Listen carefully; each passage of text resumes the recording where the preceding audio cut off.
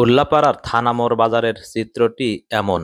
দুই পাশে উঁচু উঁচু বিল্ডিং এবং মাঝখান দিয়ে রাস্তা।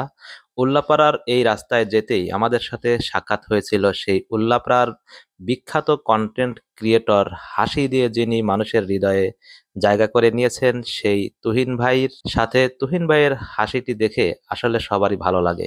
তো যাই হোক দর্শক, আপনারা এখন দেখছেন উল্লাপাড়া থানা মোড় বাজারের কিছু চিত্র।